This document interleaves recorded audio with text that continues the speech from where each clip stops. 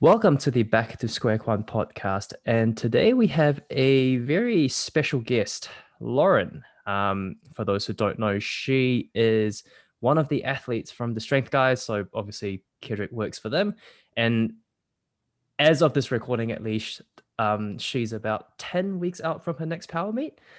Mhm. But today we're kind of going to be talking not just about powerlifting, but a topic really near and dear to, well, at least my heart personally, which is going to be about lifting, particularly in Asian cultures and being a female. And what are some things that, she's found tough or, some barriers that has been faced over her lifting career and as a coach as well, potentially. So, yeah, welcome to the show, Lauren. Thanks for having me. Really excited to be here. Yeah, no worries. So I guess I'll start us off with this. My parents were very apprehensive about me lifting heavy. The first time I posted a video of me lifting 100 kilos or 225 on my back, they were like, "Oh, you're gonna hurt yourself." um, what are your parents, I guess, thoughts on you going down this career path or being someone heavily involved in sort of like the fitness culture as a whole? Yeah, it's a good question. I think even till this day, I feel like even with Asians, like they tend to, I don't know if it's really to like keep you modest, but like they don't really ever like congratulate me for like when I do my meets, or I know I'm starting with more of the negatives, but I think so like they internally they might be proud of me, I think, from what it seems, because they tend to show through like a lot more action. But in terms of words, in terms of like congratulations and all these things, like they're a lot like they don't tend to congratulate me very often for any of the awards they get, particularly with fitness. So when I first started getting into fitness, I was trying to go into grad school, and I kind of decided like, I don't really feel like there is a career that's going to fit me very well. And during that time, I was like very into lifting, and I started just like jumping into personal training, and I was in person. And I was thinking like, there might be actually something here because I actually really enjoy it. I told my dad, which was the scariest thing because he was really looking forward to me going to grad school. And when I told him, surprisingly, he was just like, okay, like if this is what makes you happy, sure. But even right now, like I have a home gym, and like they kind of like whenever I lift any heavy weights, like they don't really like say very much about it. So it's more like indifference slash like kind of like a little bit of frowning upon me. So I think that still very much affects me. Even till this day, I think they still don't really get it. And even when I tell them any of my accomplishments, I think it doesn't mean as much to them. Like if I was a doctor or something, like of course they would like that a lot more. So that's the one thing that has been, of course, like very hard. And like actually it was like I think like around like this year when I feel like I kindly came to like terms with the fact that I'm not gonna ever meet their standards, or like what they want for me, and like I kind of have to pave my own path and just be okay with the fact that like growing up in an Asian household, like it's just going to be different, and I don't want to have to like ever prove anything to anyone. And I think um I think that's kind of like how I'm seeing it now. So it is still challenging, but I've come to realize I can't really change their minds, and hoping like they just meet me where I'm at eventually. Yeah. Interesting. I have a quick question. Um, are your parents like, are you like the first generation like American? So your parents are actually immigrants when they first arrived in America.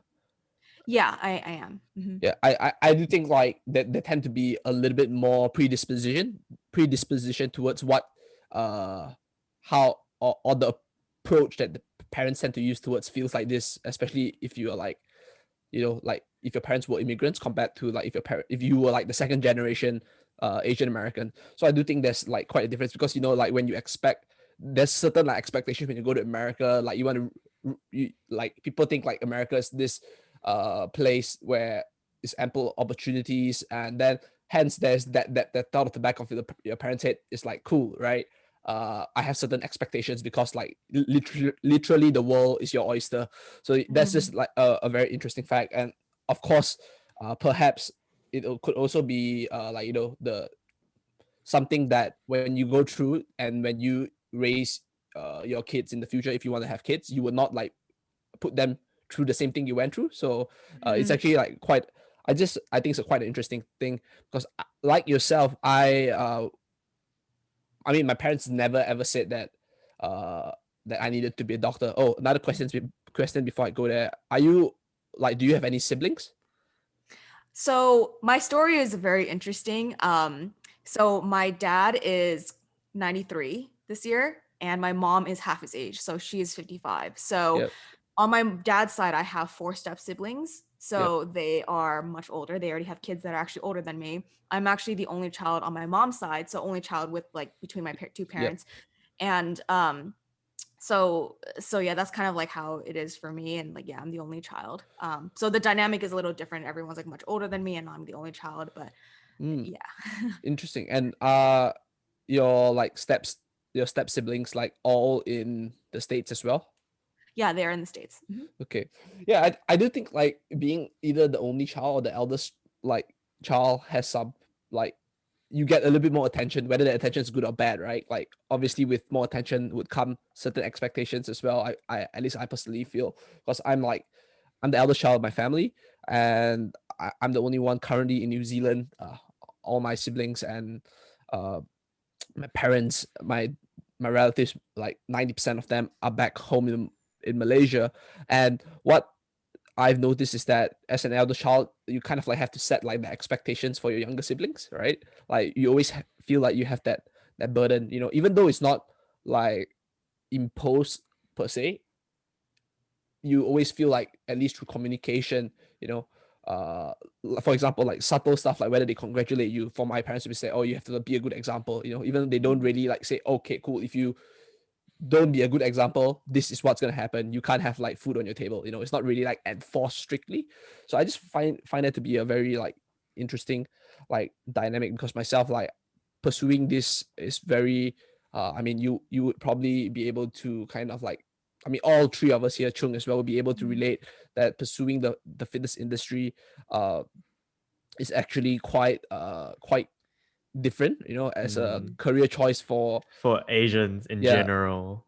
Yeah, Yeah. Yeah. it is quite rare as well. And I mean, at the end of the day, I think that like your story kind of reminds me of like mine a little in the sense that my parents actually don't really know what I'm doing, but that's fine. I think that Yes, yeah, 100%. like It's funny because I literally had this conversation with my dad last week. Like he knows I'm like coaching. He Yeah. knows I graduated with a nutrition and food science degree.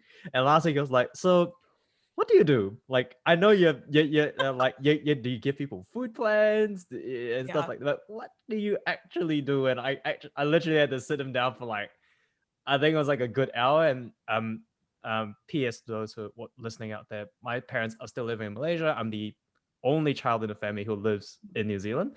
And we basically sit down over like WhatsApp and kind of like talk to him like, okay, so this is what my day actually looks like. Like this is what I actually do. It's Mhm. yeah, it's interesting that Kendrick you brought that up and Lauren as well. Like they don't really know what we do in most cases. yeah, Yeah, I don't because like I think like the role that we have is more of like in the routes of like, like kind of entrepreneur where like you hold like a lot of different hats and you do a lot of different things and your day looks different every single day. And like unless it has like the like a certain title to it, because I think in Asian cultures like they want like status really Mm, matters, at least for like especially like Chinese culture, because I'm Chinese, like especially that like they want to be able to tell their friends and family like, oh, this is what my yeah. daughter does or whatever. Like and that holds a lot of value for them.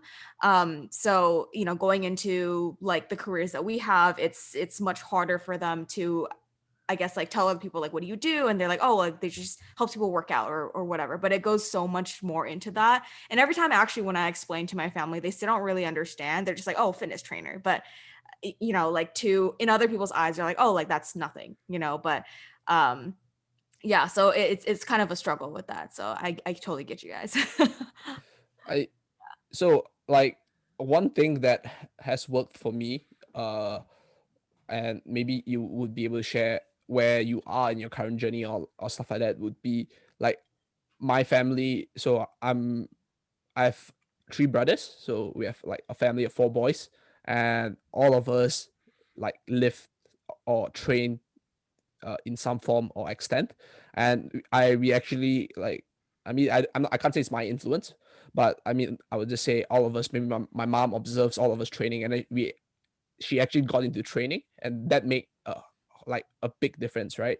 So I at least I personally think it's not just uh something, it's not like the reaction parents have is not particularly or exclusively for fitness. It's more of something that is unfamiliar to them, Mhm. right? Because if we look at like maybe the reasons why like people who are not Asian or like white parents would be able to uh encourage this more is maybe because when they went to high school or like university, they actually lift some weights, right? So Mhm. it's normal for the Mm. kids to probably lift some weights. Whereas our parents, especially like you said, your parents are uh, immigrants where in from China. I'm pretty sure Mhm. that they opportunities as such are not there in Malaysia. Like Chung, like we don't have like weight rooms in our school, so lifting weights Yeah. in general isn't really a big thing, you know. So like I got my mom uh to start training, and then yeah, things like actually progressively get better because now she's also like, oh wow, I actually really enjoy it. At first it's always going to be like, oh man, this sucks, right?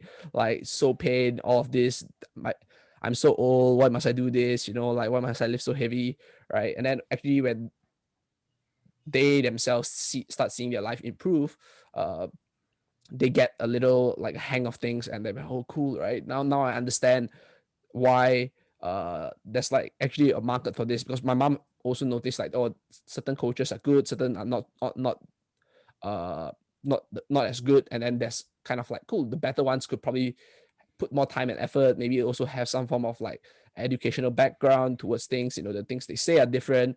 And obviously my mom at the end of the day will always come and ask me for my opinion, and I'll be like, yeah, cool, right?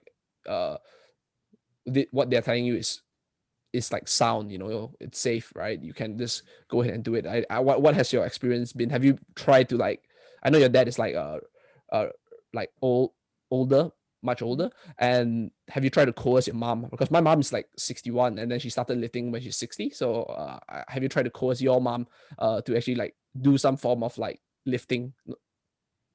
I have definitely tried quite a few times, and she's has like zero interest. Even though like she does more like Same, kind yoga, of. Yeah. you know. So I think she's still very like I guess like still believes a lot of the old not old ways, but like she still believes that yoga or like stretching is what's gonna help you, make sure that you're toning your muscles or like all those kinds of things.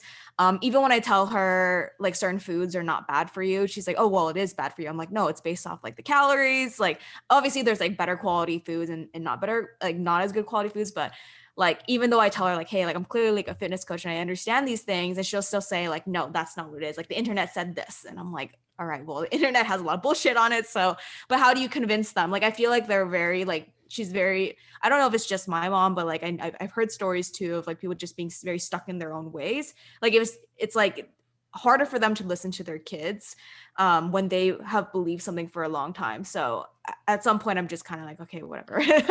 Yeah, I think, I'm just gonna do my own yeah, thing. Yeah. I think I can definitely relate there, right? I think particularly with, and I can only speak from experience being brought up in a somewhat Asian-est household. So my dad is, I would probably say, the one who tries to have a heavier Western sort of like influence with me.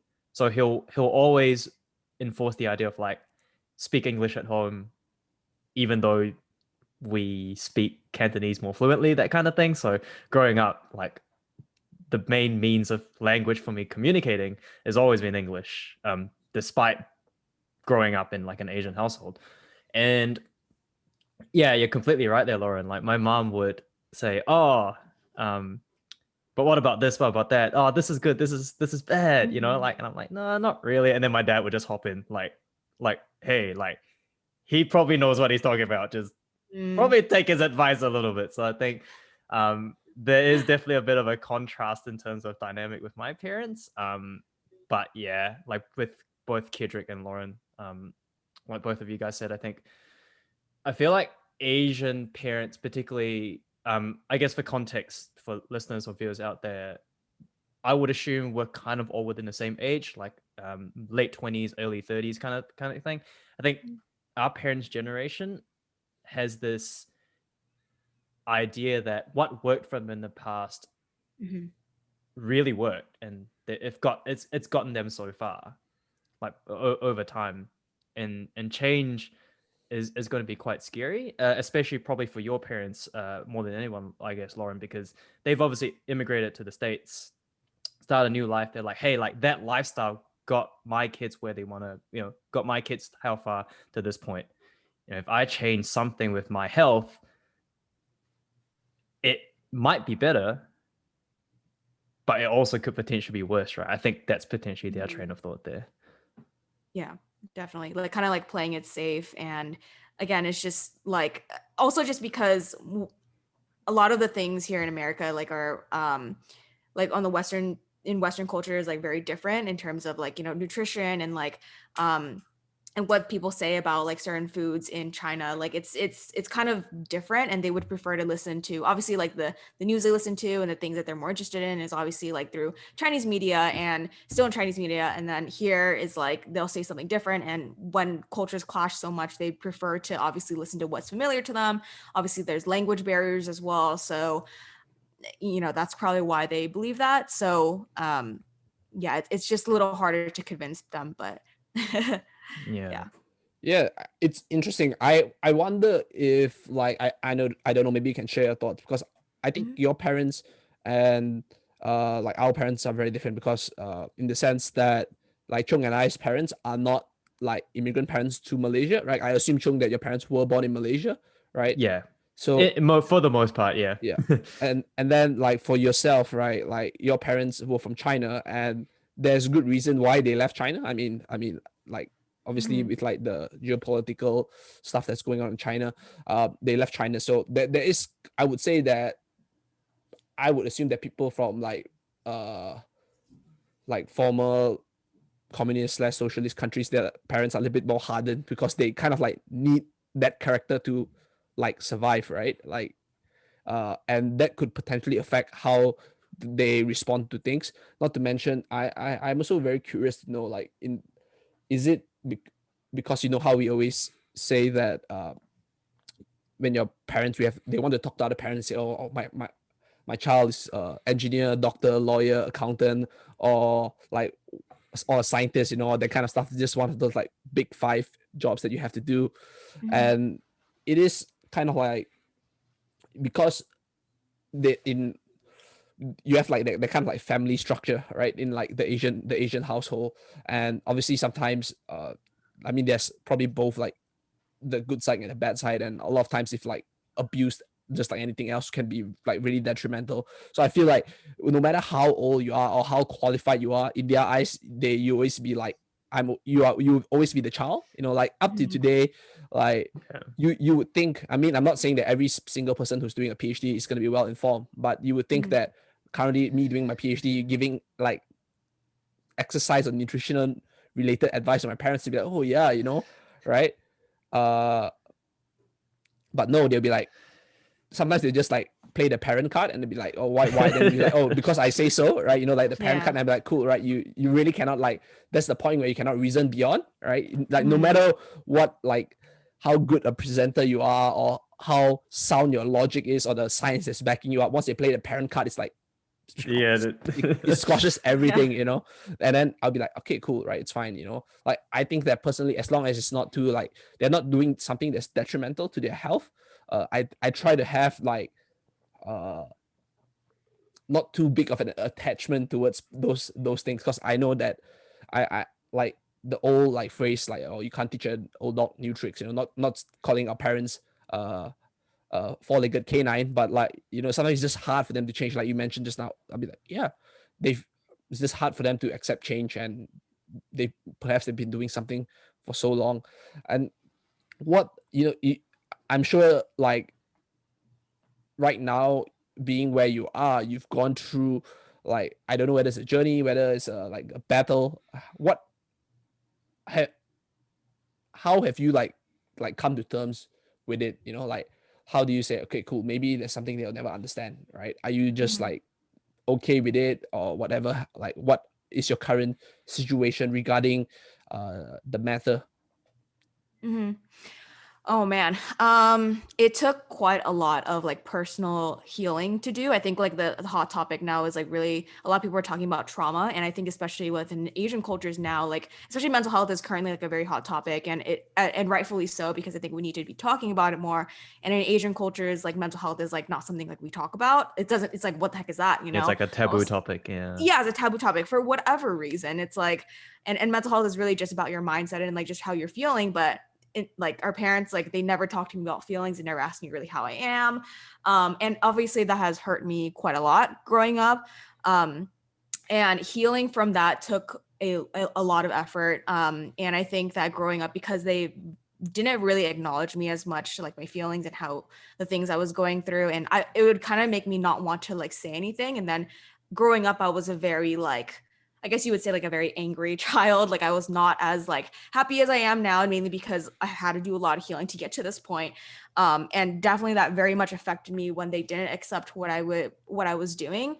And quite often they like, because they didn't never really ask me about like my career, or like really didn't care too much. And when I would tell them my wins, they also kind of like just kind of brush it off. So for sure, like it made us like have a lot of arguments, and gone to the point where we would have like sometimes we would have like screaming matches, which is like ever since I was little, like it's kind of like yelling to get our point across, but it never gets anywhere.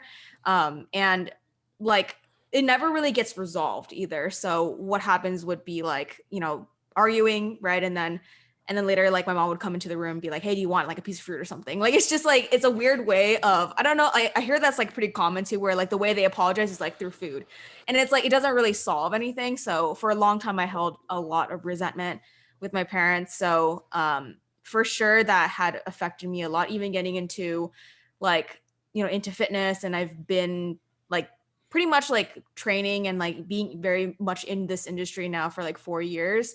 And I think now they've kind of more come, like they don't really say much about it, but they'll always like, so randomly they'll be like, how much do you make now? You know, like, are you like, have you made enough money yet? And I'll be like, no, like as an entrepreneur, like you're like, obviously like your income like fluctuates, but I'm like, you know, I'm getting there and like, I'm going places, you know, but it's still, I think like the way I just came to terms with it, I had to do like a lot of like healing. I read a lot of books on like how to deal with like, especially parents who maybe grew up with like not the emotional maturity that a lot of us kind of have more so now.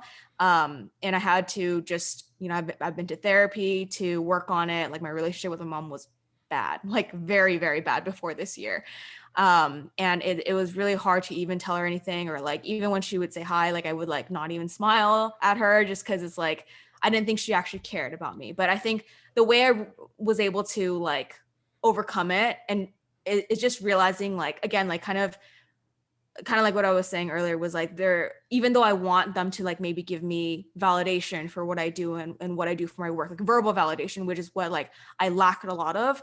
I started looking more towards the positives. Like a lot of Asians households, like they, especially first, like if you're first gen, like they, and if they immigrate or anything like that, like they show a lot of their love through action and like acts of service, and just, you know, giving you food. And besides like the normal like meeting the basic needs, I think that's like mainly what they believe is like good parenting. And giving like that emotional support is like not really, they've never been given that. So Yeah, like my true, parents have true. never really, my parents were never given that, so they never learned. So that's how I learned that like, okay, like the reason why they can't give it to me is because they were never taught that, and their like every generation, like it's just passed down. So the only way I can like not do that to my kids is to make sure that I'm healing from this, and realizing like, and trying to like come to terms with that, and realize that like a lot of adults are really just like, you know, children that have grown up essentially, and they've never received that kind of love, so they're unable to give it to me. So I think that's how I really came a lot to terms with it. All of this stuff is like this is like a hot topic for me, just because it's like it is very hard um for Asians, like growing up with Asian parents is just very hard to like get over this, because we want them to give this to us, but it's just like I've just accepted that I can't change it, even though I've tried very hard. And I realize like it's just not possible unless they are like willing to. Maybe they'll take like a baby step and you can take some baby steps. But if you want to meet like in that middle ground, sometimes it's just not possible. And you can try your best. Yeah, Yeah. 100%. And the way you put it, Lauren, sort of really sums it up quite perfectly. Like, parents are basically grown-up kids, and things that they've been passed down by our grandparents or their parents, and great grandparents and so forth. And if we kind of look at it into the future, the way that the three of us probably, so speaking right now, we've looking at 30 years in the future, the way that we would bring up our kids, sort of like the next generation, is going to be solely based off our experience, right? Mhm. And I think I'll give credit where credit is due. Of course, I'm not going to sit here and like bash my parents and say like, man, you guys are trash. Mhm. But I'm also kind of going to sit here and say like, you know what? Life's not always going to be perfect. Like, you're going to try Mhm. your best to be a better, like the best parent you think you can be. Yes. I've got, that resulted in some type of trauma that I've experienced because you have this preconception and this misconception. Therefore, I will take all the healing and trauma that I've gone through and sort of make sure that my kids don't go through the same. And it's going to be very ironic because when my kids grow up, chances are they're going to experience some type of thing that I've not given them. And Mhm. then they're going to be like, oh, my parents gave me so much emotional love, but they've never bought me an Xbox. Guess I'll have to actually buy Trauma. my trauma. Guess I'll have to buy I'll buy my kids an Xbox. And we see this quite often, right? Like our grandparents, our grandparents, they'll be like, hey, here's money, because our parents never really give us money. Yeah. And they'll sit there like, hey, come to grandma, grandma will give you money, that kind of thing. So it's a very sort of like cyclical, ironic like situation. I think Mhm. it's definitely a very interesting topic to talk about. I think it's probably a really good segue as well to Mhm. potentially ask your experiences, sort of like growing up, particularly being female yourself in the Asian household. And I don't know about you, but growing up in Asia, myself and Kendrick, we always had this, or at least in my area that we grew up with, my parents were very open about telling me like, hey, everyone's equal. But outside of my household, I always have this thing where like athletes are males, basketball players are Mhm. all men, you know, females will go play badminton, Yes. or, females will go dance. And have you, I guess, experienced this when you grew up? And like, how did, I guess, particularly with gender being a very big topic in, well, I guess our previous generation, females work at home, men work in the fields. It's a very, very thing. How did your parents feel about you sort of like, actually, hey, you know what, I'm going to take up an activity, which eventually, of course, turn into a career that you're currently in, which is, I guess, if we look back 20, 30 years ago, was, let's be honest, predominantly male. How did they Mhm. sort of like come to terms with that? Or, how did you sort of pitch the idea and say, hey, there's something I want to do. If you don't Mhm. want me to do it, I'm still going to do it. I know you're still going to Mhm. love me regardless. Well, growing up, I like, I did pick up instruments. I played the piano, I played violin for several years, and then I got into dance. So that was like more, obviously female dominated. And then I got into cross country. Which is obviously just running, and they didn't really have many comments about that. Running's good for you. And then once I got into powerlifting specifically, like weightlifting, that's really when a lot more of the comments came Hmm. in. And of course, my parents wanted me to be active; they wanted me to pick up something. But especially when I got into powerlifting, anytime my mom like saw me or like heard me or like showed her videos also of like me lifting heavy, she's like, oh, like she'd kind of like scoff and like not really be that impressed. And it's obviously very discouraging because it's something that I really enjoy and I love powerlifting. And yeah, it's been a while now, but it's like obviously it's been like 6 years since I started lifting weights. But back then I did get like a lot of comments and saying it's not good for you, you're gonna break your back, and like you're gonna look like a man, like all these things. And like fighting through that and trying, it was very disheartening too, just because it's like I finally found something that I really enjoy and it's something that they don't approve of. So um yeah, and then I don't think I necessarily pitched them the idea. I just did it. And I was just like, all right, I'm just gonna do it. Like, because it's very hard for me to even have a sit down conversation of saying, hey, like I'm gonna do this. What do you think? Like, I don't know if that's common in other households, but like for me, it's just like, all right, I'm gonna do this, and they're just, they'll either be very disgruntled or most likely disgruntled or just neutral, not very like, oh yeah, let's do it. They're not like, there's not much excitement around things, so that's usually what I'm met with. Yeah. Mm, interesting. I think a really like good point to uh look at is you mentioned about how you would sit your parents down and communicate. I think that like the needs of the generation uh would differ, right? As time passes, every generation that comes would be in a different environment, and like I said, we are all in some way shaped by our previous environment.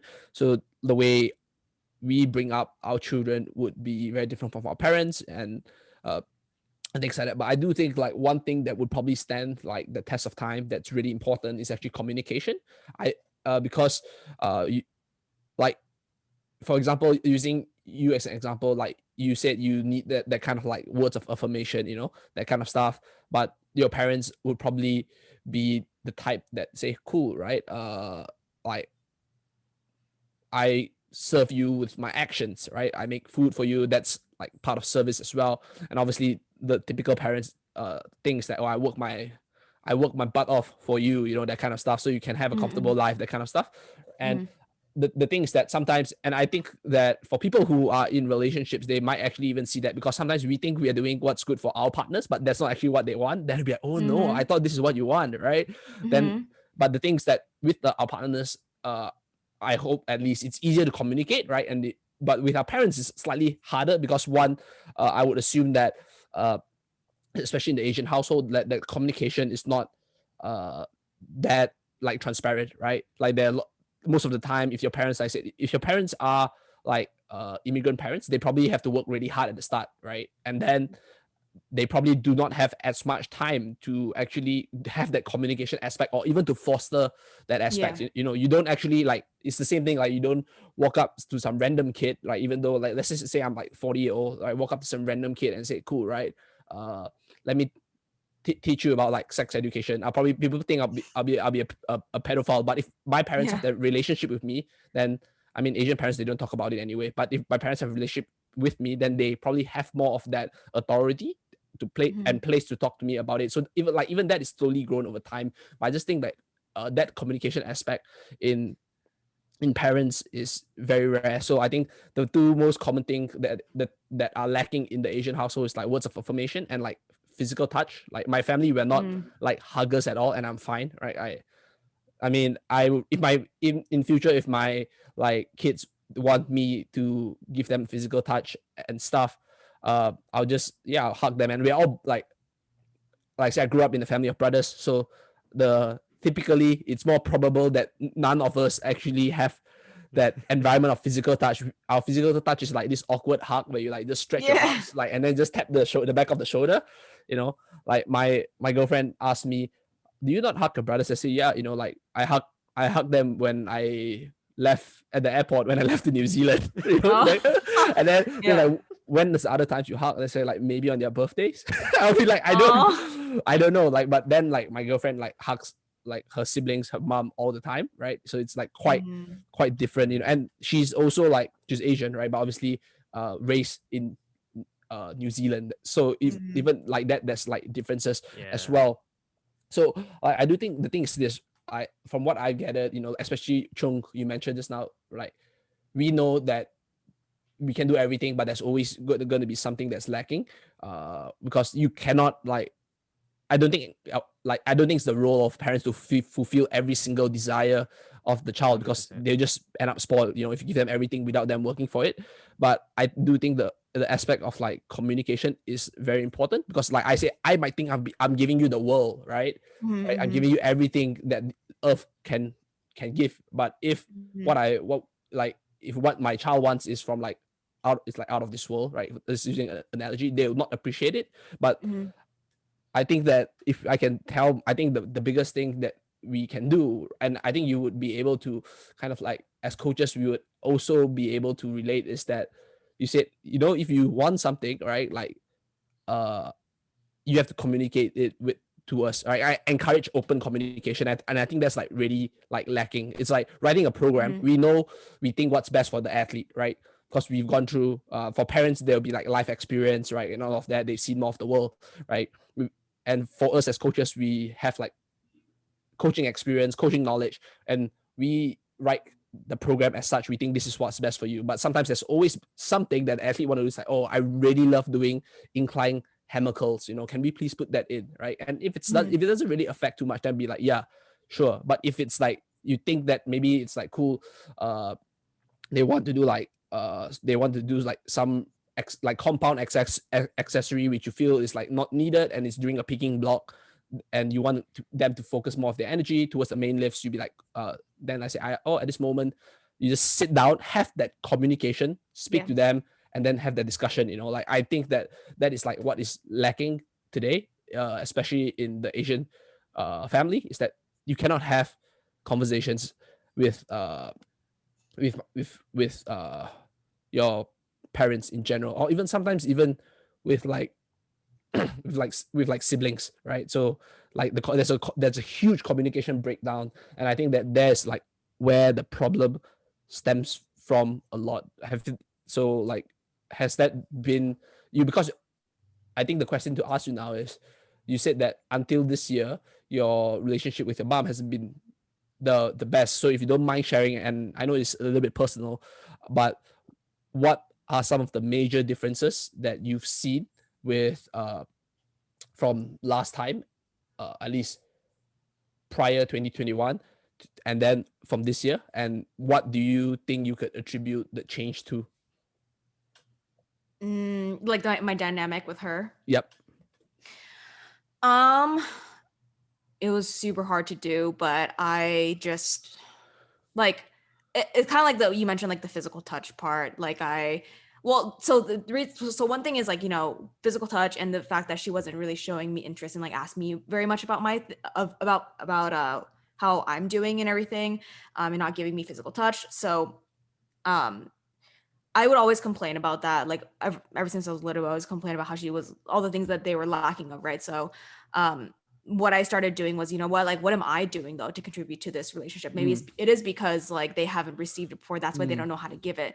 During one argument that we had, like that is something that she mentioned, which was that, growing up, she didn't need that, so she didn't know that like that's something that you needed to mm, do. All she knew was like, okay, I provide you a home, I help you with your college, or give you food, like that should be enough, right? But then that is because she said that she's never given anything else. Like when she grew up in a little village and she had four other siblings, and they worked on a farm, and like that's really all she knew. So I realized that like it's not something that she's familiar with. So it's hard for her to like all of a sudden just start hugging me, or all of a sudden just like start taking interest in my life. um so I had to do the very hard thing of like, okay, like I need to take baby steps to make this relationship work. So I started to, when I would like leave to like go visit my boyfriend or something, like or just to go out for like, for the weekend, if I wasn't coming back, like I would make sure to give her a hug. And it was super uncomfortable. Even to this day, it's like kind of uncomfortable. I'm just like, but then afterwards, like it got to be like, okay, fine. And then I would also give her a kiss on the cheek.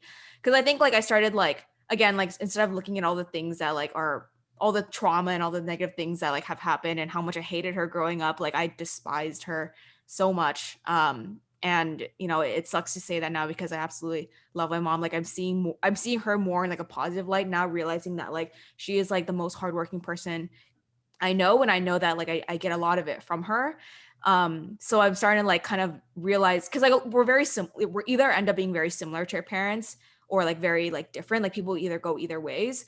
And I kind of like I took a lot from her, even though I mm, never really realized it. Like I can say like a lot of my work ethic it comes from like seeing her like working around the house, or like making food and like taking care of my dad, being my dad's pretty much his personal caretaker at mm, this point. So like seeing that, and even though she makes like remarks and everything, like I'm able to see her more I try to spin it in my head, like instead of whenever I'm upset, I have to like kind of not react to that thought of like the normal thought of like, oh, like she's being a bitch or whatever.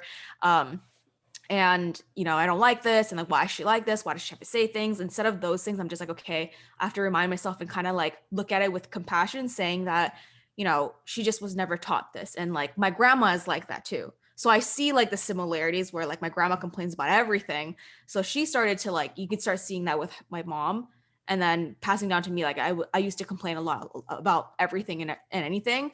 So realizing that like a lot of my patterns and a lot of her patterns are just, again, passed down, just having compassion towards that, and then also taking the steps that, like, being the first person to be the bigger person had to be what I had to do. And it was super hard because I was like, well, she's not doing it, why do I need to do it? And that is what happens in relationships, where it's like, oh, well, if you're not going to text me first and I'm not going to text you, like, like that kind of deal.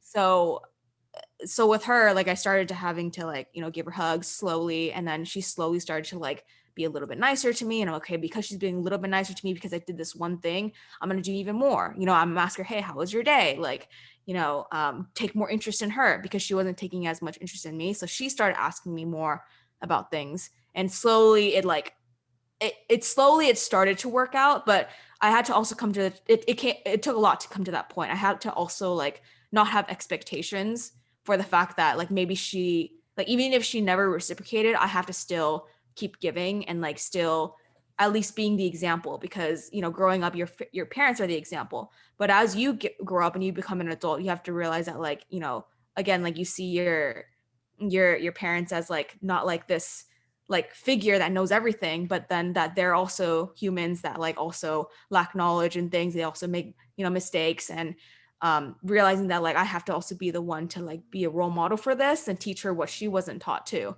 So coming to that was like, it was so hard to do, and to this day, like, it's so much better now. But even being able to like take full ownership was hard. It's like your ego comes in and you're just like, no, like, you should do it first, you're the mom, like, you should know how to do this and give me what I need because I'm the child, and like, you should take care of me. But it comes to like, I'm like, I need to take care of myself first and like be the one to step in charge, because if I don't do it, this may never resolve. And easily this, I probably wouldn't be ever talking to her again if I didn't do that. So it came down to really that.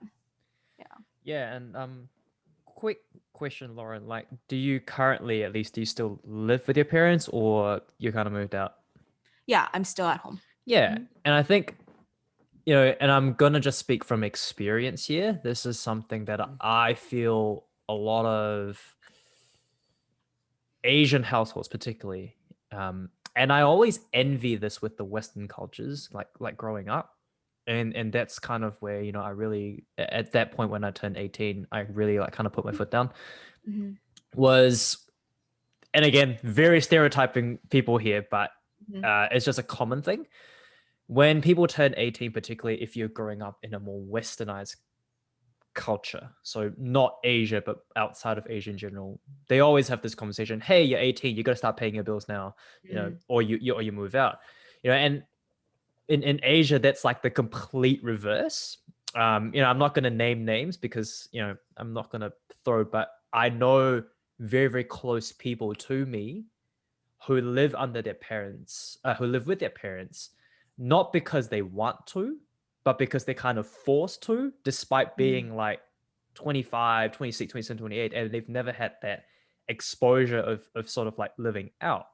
And one thing that really helped me, and again, like, I'm very thankful for my parents for being very open to that idea, was actually moving to a completely separate country the moment I turned 18. And I felt my relationship growing up with my parents was never great.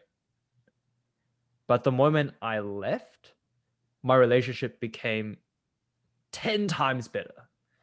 Like, miles and miles. Like, we're talking like, all of a sudden they actually take interest in what I'm doing. And I think it comes down to like, I'm not in control of you anymore. All of a sudden I'm like, shit, like, what is he up to? And they start stalking me on Facebook. It starts sending me messages like, hey, saw your post, like, what's this about? And I'm like, oh, yeah, I'm doing this, this and that. I think, again, speaking potentially, again, the way that potentially the Asian American culture might be very different to the Asian culture in Southeast Asia. I'm pretty sure that's the case. But growing up in Southeast Asia, there is this power struggle. I feel like parents not wanting their kids to leave home. Like they will always say, "No, you stay. Why pay rent? Mhm. Why pay rent? Just stay home. Mhm. I put food on your table. I'll pay your rent. You go Yeah. work. You come back. You park your car here. You need a car? I'll take my car." And Yeah. it's like I get that, but Mhm.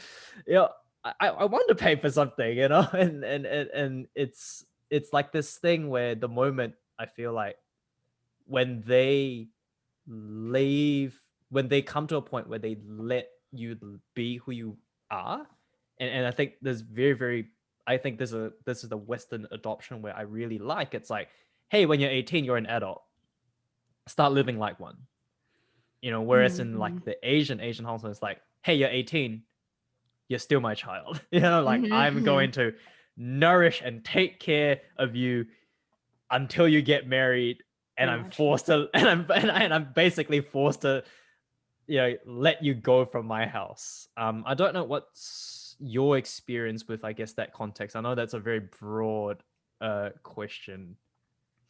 Yeah. So, I think that actually ended up benefiting me just because it's like, I live in California, Southern California specifically, in LA County. So rent here is like very expensive. It's like ridiculous right now. And I think, I've wanted to move out quite a few times. And of course I can afford to, but I think part of it is also because like with my dynamic with my family is like very unique also because like my dad is a senior, like he is older. He's Mm, very healthy too, by the way. Like he's like probably the healthiest 93-year-old person that you can ever meet. Like, he doesn't need crutches or anything. He can still walk very well. Like he's still very energetic. And I'm like, wow. But I think I'm really blessed to have this opportunity to still like stay at home currently just because I can be around them and like and it just really helps to be around them because like even though like our relationship was like not good up until this year, um I've found a new appreciation for the fact that like I stay home and like yeah. they even though like not everything's perfect and like you're still under their house, so like they They have some they still have their control. own rules. Yeah. Yeah, like I realize I still look at like again, like I try to look at the positives and see like okay, like they I don't once I move out, I'm not gonna have very much time left with them, meaning that Mm, like how often do you see your parents, yeah. like unless it's for a major holidays or like, maybe 2-week vacation to see them, but like our time with them is very limited because growing up until you're like 18 or whatever, like you see them every day. But then after that and you move out, like you don't have very many quality time days with them. And I 100%. feel like growing up because I never appreciated that and didn't have a good dynamic with them. I'm realizing now I'm just like, okay, like this is the time for me to like really not necessarily repair, but like almost like heal the relationship before I do leave.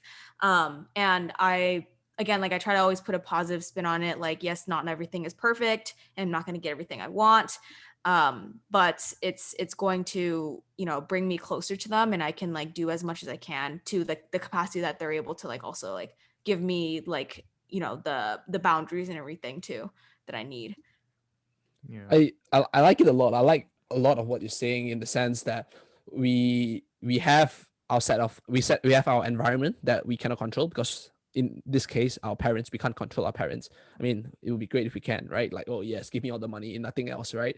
But I think what you talk a lot about and you bring is like the agency, right? You as a human being that has agency and the ability to control stuff. Like you said, you can take a positive look at things. And you also, I think the great thing about what you mentioned is that you try to understand your parents, I think it's so easy. And I think that shows a lot of emotional maturity on your end. You try to understand the other person's point of view, right? And like empathy is a sign of emotional intelligence, right? And you try to empathize with their point of view, and you realize that your mom lacked this when they grew up, and that is why, so I think that is like really important because I think it's very easy today nowadays just to paint yourself as the victim and, oh, the world's against Mhm. me. But I do think that people need to take agency, and like you said, you went through therapy, you went on reading stuff, and yeah, you in that methods you explore options to try and understand why your parents are performing or doing things the way they are, and where does that come from, so I think like that is quite uh a huge thing for all our listeners out there. It's just that you need to actually have the agency to want to elicit change, right? Regardless of what area in your life, and you have to kind of like do the work as well. And I think it's also like very important when you mention that. And I was just having this thought in the back of my head. So I am drawing this very like stereotypical Asian family versus white family. Like Chung mentioned, white family move out, right? And I also know that the family structure in the white family or Western family. I don't want to say white family, right? I don't want. So the Western family is a little bit loose, right? There isn't really much of family structure. And what you said kind of like struck me in the sense that a lot. I'm not sure whether this is true because I've never actually looked at the stats, but it's very easy to be the kind where cool, right? I just have to tolerate, right? My parents till I'm 18, and then I leave the house and hasta la vista, baby, never seeing you again, right? And you don't have that opportunity to so-called deal with your demons, right? Yes. Yeah. Yeah. And I the thing is that it's very common, and then be like, you and your parents are then like just friends, like, oh, hi, bye, but you actually like don't actually have the opportunity because you no longer need to once you're out, right? You have an independent life. But I do think at the end of the day, right, upbringing and stuff has a big role. I'm on the fence that like I know moving out is like the sign, or like the sign of growing up, but I personally think that if you're moving out for the sake of moving out, like I don't think that that's a good idea. Like I know friends who literally just move 5 minutes away from their parents. I'm like, dude, like what's the Yeah, point? what's the point? Yeah, Yeah. there's no If you're like 5 minutes away, I'm like, dude, Yeah. like that's Like, a little bit, and like the thing is, every time you have a problem, you call your parents and come and help you, right? Like, Yeah. because they're 5 minutes away. So for me, I'm seeing that as you want to eat, you want to both have your cake and eat it at the same time. You want all the good things, but you don't want to like have some form of responsibility as a child. Right? I do think that parents have roles to play. Child have roles. As a child, you have a role to play as well. And I really like how you just mentioned that. Yeah, you gave me opportunity to like. It gave me an opportunity to like speak to my mom. Like get closure, talk things out. And I do think that's crazy as well, because if your mom, let's just say, if your mom actually form is open, right, to what you are actually telling her, it means that she's growing as a person, right? Because she's changing her mindset. And it's crazy because if you think about it, we are helping our parents grow, right? Something that we think would, I mean, even though it's like small steps and we don't think that the progress is as significant as we like, right? But they are changing. And I think it's just amazing that we can actually like help our parents grow, because all this time our parents are the one to be like, yeah, learn this, go to school. They are the ones so-called helping us grow. But now like we have this opportunity, and I think that is really, really good. And I think it's more of a privilege that I can have, like I can like speak to my parents, and my parents actually takes me seriously now. I'm like, wow, like this is like next level, right? I don't care about anything. Never had that. Yeah. That in the last 18 years. Yeah. Like, I'm your parents. Like, I get that, but hear me out. Yeah. and you're like, oh shit. And I think a lot of times as well, when we form like the past like trauma and hurt, we also were in a state of like the lack of emotional intelligence, because we were young, right? We're young, right? We're young, we're dumb. And we just want to do everything our way, right? And sure, our parents might not give us what we want, and they sometimes might not communicate it in the best ways, like they play the parent card, or like ground you for no reason, or maybe punish you too severely and harshly.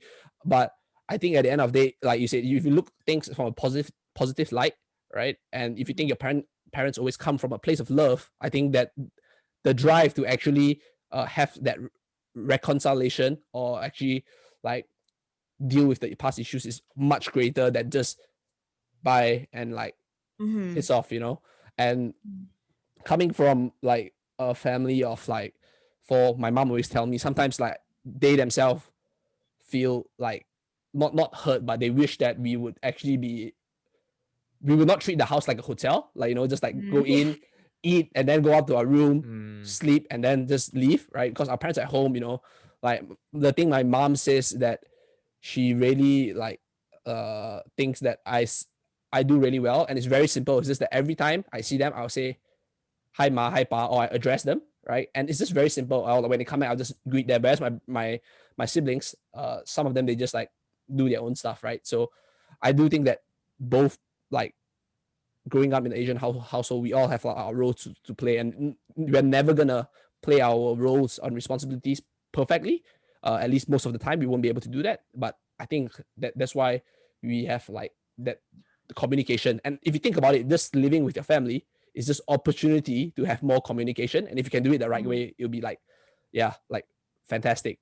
Mhm. Yeah. Yeah, I think it goes so like for listeners too, I don't want you to say that like, sometimes that with your parents, depending on like your situation, I'm not saying that like, some households are more abusive, and I'm not saying that like it's gonna work for everyone, but it worked for me, right? Because I don't want people to think, oh, well, like, like it worked for you, but you can't say that because it's like for me, it's like a different situation. Like I think that it's half of like ownership and then half of like understanding boundaries. Like some Mm, people, I think it would be better for them to move out. Like sometimes like it can be a very abusive household mm, to the point Mm. where it's like extremely detrimental to your mental health, where like, and there's like it's a very fine line, right? Like you tell mm, people to take ownership of themselves, but then they say that like, oh well, like then you're like, it's gaslighting or whatever, like whatever the people like to say nowadays to avoid responsibility. And like half of it is you need to have at least tried your yep. very, very best. And Yeah. then if even that didn't work and it's getting even worse, and you like, 100% like you've tried your best, you've tried everything, and like you've done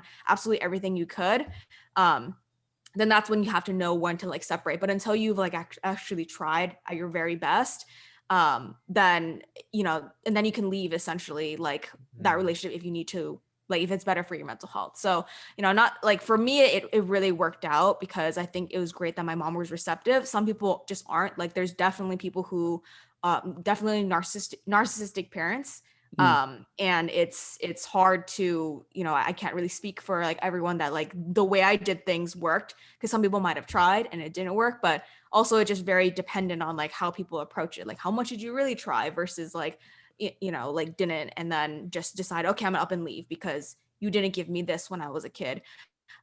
So but the main thing is of course like first take responsibility, because for sure like I can speak, because we mentioned earlier like people often like victimize themselves. I definitely did that because like it's like kind of like an echo chamber where like you hear, if you're like around a lot of Asians, they talk about their parents. You're like, oh, my parents did this, oh they did this to me too, like oh my god, we're all victims. And then you kind mm, of feel like We're helpless. You're all like, the oh well, it's just same. we're all the same, it's just the culture. mm. And you kind of just accept it and you're just like, oh this sucks, I'm gonna leave, because everyone else feels it. They'll probably tell you like, yeah, just leave too. So it's like it's like everyone feels the same way. So it's like the only option is just to leave instead of like trying to see like if there's anything to even mend.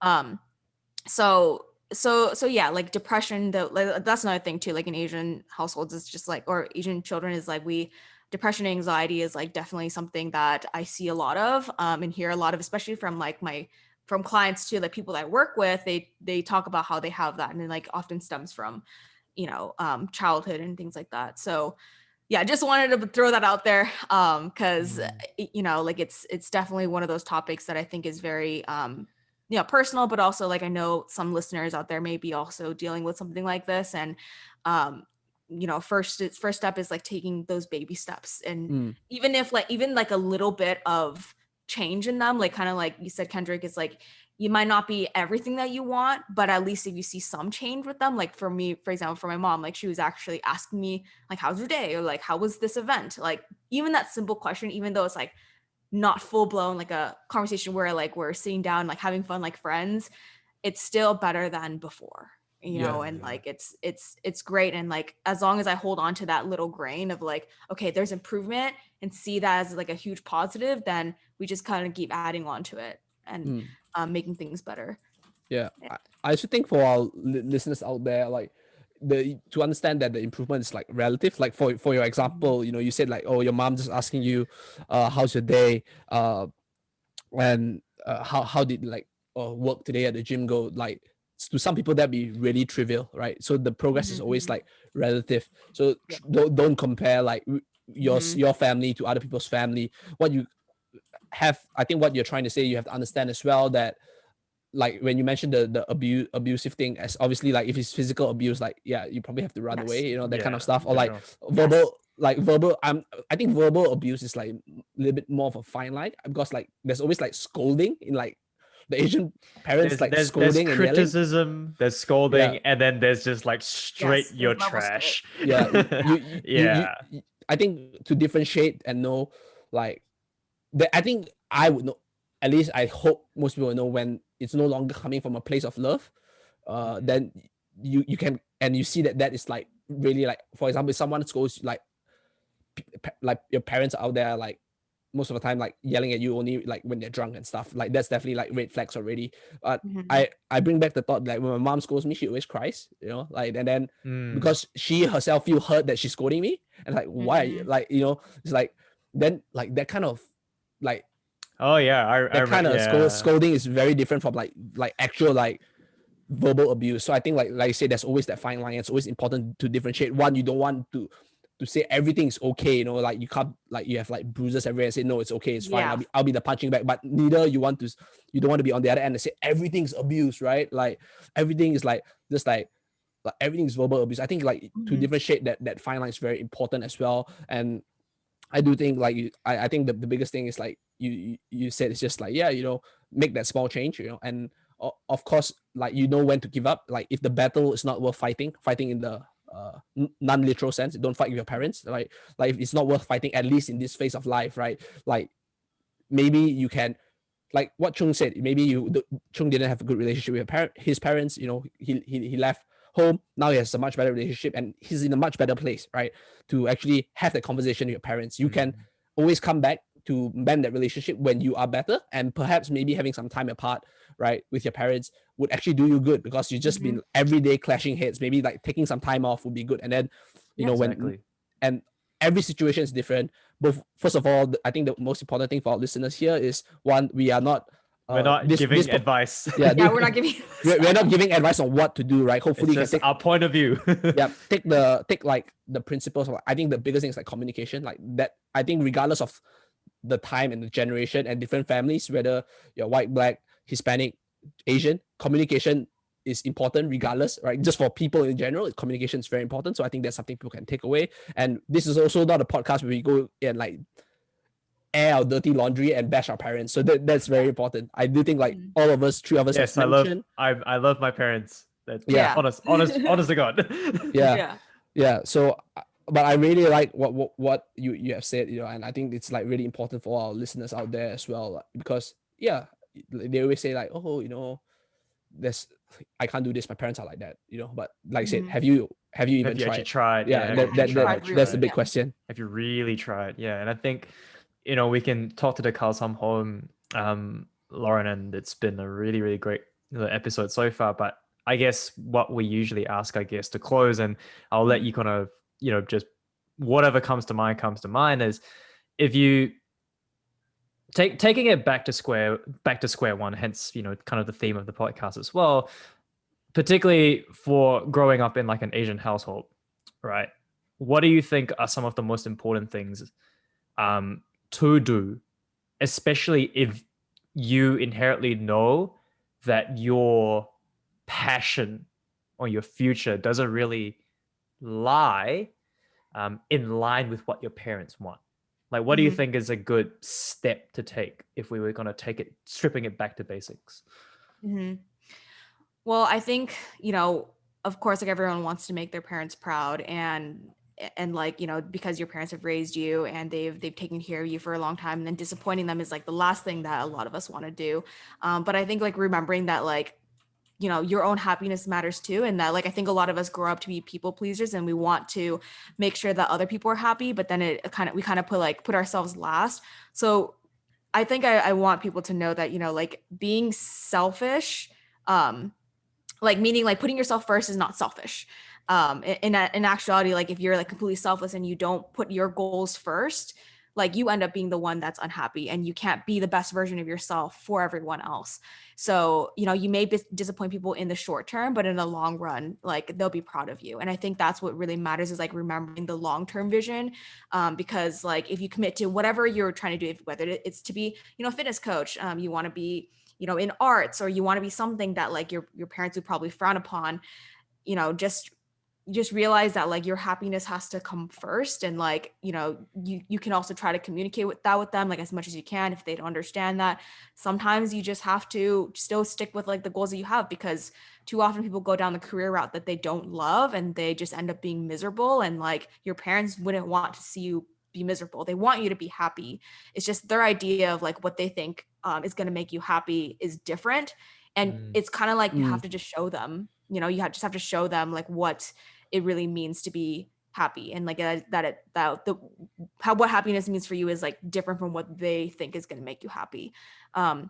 Sometimes like, parents want you to have like this job that like pays a lot because they think money is everything. But if your values are different, like as long as they see you happy, and if they truly care about you, which every parent like should love their child and should give them that love, they should like know that if you're happy, then they'll be happy for you in some way.